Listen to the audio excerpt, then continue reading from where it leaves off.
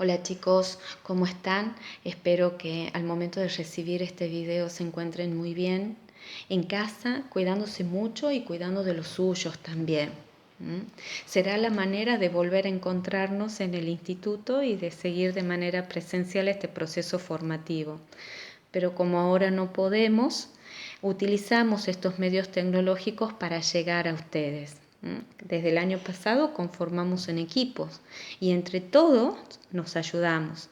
Entonces pueden contar conmigo para lo que necesiten y siempre que esté a mi alcance, bienvenido sea mi ayuda, mi aporte, ya sea personal o sea disciplinar. Muy bien. ¿Por qué decidí hacer este video? Porque nos vamos a introducir en un tema muy lindo, pero muy complejo a la vez, que es matriz de aprendizaje. Matriz de aprendizaje es un concepto que nace dentro de la psicología social de la mano de Enrique Pichon Rivière, que fue un extranjero y que vino desde niño a vivir acá a la Argentina. Fundó la Escuela de Psicología Social.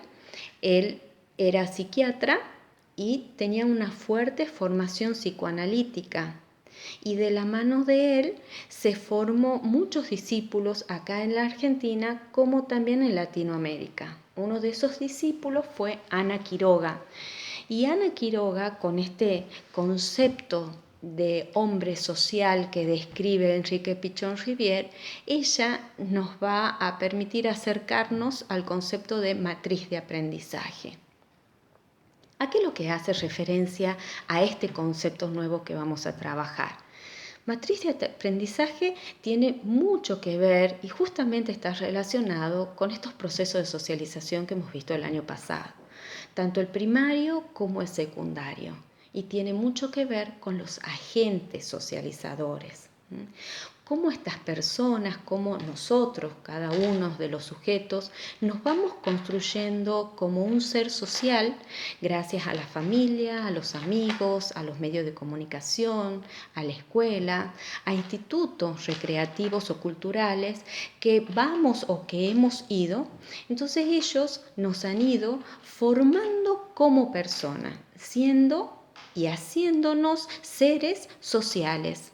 Seres en donde nosotros nos hemos adoptado a una cultura específica, a un contexto sociocultural que nos rodea. Muy bien, en el transcurso de toda nuestra existencia hasta el día de hoy, hemos ido formando nuestra matriz de aprendizaje, que es ese reservorio, ese crisol donde alberga todo tipo de conocimiento que nosotros hemos podido ir adquiriendo en nuestro proceso de socialización primaria y secundaria, con los distintos agentes socializadores que interactúan en estos dos procesos de socialización.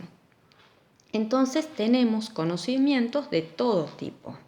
Si yo les preguntaría ahora a ustedes qué saben, me van a decir que sé de qué, porque sé jugar la pelota, sé mecánica, sé hacer una receta, sé limpiar, sé educar a mi hijo, sé nadar, sé hacer una actividad física, sé las tablas de multiplicar. Bueno, esta matriz de aprendizaje tiene que ver con todo esos conocimientos, no importa si son cotidianos, artísticos, de deportes o disciplinar. Todos esos conocimientos se albergan en nuestra matriz de aprendizaje. Pero ahora bien, esos son, como dice Ana Quiroga, conocimientos explícitos. Los conocimientos implícitos son todos esos procesos de orden cognitivo y psicológico que no lo vemos, que se activan a la hora de aprender algo. Por ejemplo, cuando yo voy a aprender una tabla de multiplicar, no van a ser las mismas estrategias que yo voy a poner en juego, con las que tengo, con las que cuento, que a la hora de aprender una receta de cocina. Son muy distintas. Como así también yo me pongo al frente de un aparato tecnológico o de un celular nuevo para indagar y ver sus distintos tipos de aplicativos con los que cuento en el celular, no va a ser las mismas estrategias psicológicas que yo voy a activar a la hora de aprender este dispositivo nuevo que, por ejemplo, de aprender a andar en bicicleta. Entonces, Con cada conocimiento nuevo, que yo me acerco a ese conocimiento, lo voy construyendo, lo voy incorporando, también se van activando distintos hábitos, distintas perspectivas de abordaje para incorporar ese conocimiento. Tengo estrategias, tengo herramientas que me van a permitir incorporarlo, afianzarlo y después llevarlo a la práctica. Ejemplo de esto, les puedo dar, se me ocurre, cuando, por ejemplo, aprendemos una receta de cocina. Todos aprendemos de la misma manera. Mi abuela, mi mamá y yo. 3 generaciones distintas. Pero yo les aseguro que si en el mismo tiempo hacemos las 3 la misma receta, no nos va a salir igual. La mano que tiene mi abuela no va a ser la misma que la mía y la mía no va a ser la misma que mi mamá. Es así, es que nosotros también nos podemos dar cuenta de otro ejemplo cuando vamos al colegio y se nos presenta un tema nuevo de cualquier orden disciplinar. Mi compañera lo va a aprender distinto, tal vez ella comprenda mejor matemática y yo lengua y le pueda transmitir lo que aprendí, por ejemplo. ¿Por qué? Porque en estas matrices de aprendizaje es tan complejo, es tan enriquecedor lo que se ha ido construyendo, que ninguno somos iguales, cada uno somos diferentes. Y con nuestras matrices de aprendizaje nosotros aprendemos a abordar, por ejemplo, un problema y resolverlo. Muchas veces es curioso cómo en 5 hermanos, 6, 7 hermanos, nacidos en un mismo vientre y que han recibido el mismo tipo de educación son distintos. ¿Por qué? Porque cuentan con habilidades, cuentan con esquemas cognitivos distintos. Bueno, muy bien, sintetizando, esta matriz de aprendizaje lo tenemos todos, desde el nacimiento lo vamos construyendo hasta la actualidad. Esa construcción no es estática, sino dinámica, es enriquecedora porque lo podemos ir enriqueciendo tanto con conocimientos como así también con habilidades. Esas habilidades se gestan, se desarrollan de manera implícita. Nosotros no estamos conscientes de decir, por ejemplo, bueno, aprendí a multiplicar, pero ¿cuáles son las estrategias que yo puse en juego a la hora de aprender a multiplicar? No lo tenemos tan fresco como esto de saber cuánto es 2 por 2, por ejemplo. La matriz de aprendizaje lo que quiere hacer es refrescarnos y recordar que también hay habilidades y competencias que se activan a la hora de aprender que no son muy conscientes en nosotros y que sería bueno tomar conciencia de cómo aprendo, cómo abordo tal conocimiento, porque eso me va a permitir ir modificando o tal vez enriqueciendo con otras estrategias nuevas. Como ya he dicho anteriormente, esta matriz de aprendizaje se va a ir construyendo.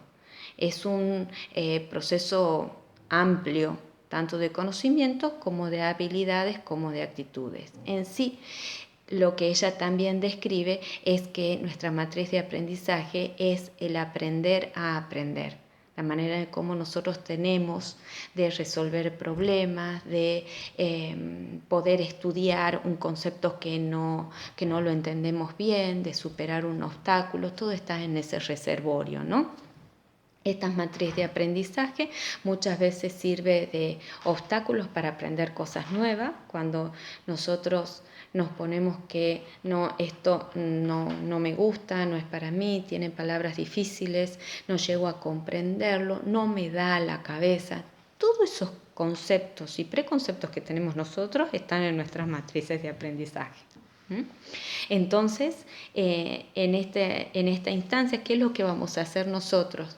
Es poder tratar de hacer un viaje interno en donde veamos cuáles son esas herramientas y esas estrategias que a nosotros se nos activa a la hora de aprender, ¿sí? Bueno, por otra parte, acá tengo mi machete, nos dice Ana Quiroga que esta matriz de aprendizaje se sustenta en una infraestructura biológica. ¿Con qué aprendemos nosotros? ¿Con las uñas? ¿Con los dedos? No, aprendemos con el cerebro. Esa es la infraestructura biológica. Y esta infraestructura biológica está determinada, está condicionada por nuestro proceso sociocultural. ¿Se acuerdan cuando yo les decía de que había muchos niños en el aula? Y su proceso de enseñanza-aprendizaje va a estar muy condicionado por la clase social en donde haya nacido ese niño. Hay contextos enriquecedores y hay contextos empobrecedores, cada uno con sus agentes socializadores, con su lenguaje, que es tan importante, el lenguaje a la hora de aprender, ¿no es cierto? Que nos habilita para el aprendizaje el lenguaje o nos obstaculiza también. Bueno, lo que quiero aclarar acá también con esto de los contextos enriquecedores y empobrecedores, que mucho no tiene nada que ver con los recursos económicos con los que cuenta la familia, porque puede ser una familia con escasos recursos económicos, pero que le brinden al niño un bagaje de contención afectivo, donde él genere emociones positivas a la hora de aprender y tenga muchos valores, donde haya en la casa libros de lectura, juegos, actividades lúdicas, recreativas, que les ayude a acrecentar la imaginación. Esto no tiene nada que ver si esa familia tiene más o menos dinero. El contexto enriquecedor y el contexto empobrecedor va a depender de cómo aborda la familia, los padres en este caso, el proceso de aprendizaje de sus alumnos. Bueno, no puedo sintetizarlo más que esto. Mi intención era llegar a ustedes, disculpen que sea tan largo el video, pero es un concepto que al leerlo de Ana Quiroga, por ahí no tenemos las herramientas suficientes en nuestra matriz de aprendizaje para poder comprenderlos bien. Yo voy a subir este video, va a estar ahora que me ven en Classroom, pero también les voy a dar actividades para que vayamos introduciéndonos en esta mirada psicoanalítica de Ana Quiroga, y espero de que esta explicación les haya podido ayudar y servir de mucho a la hora de comprender este concepto. Cualquier duda, cualquier inquietud, puedo volver a explicarlo y prometo ser más concisa.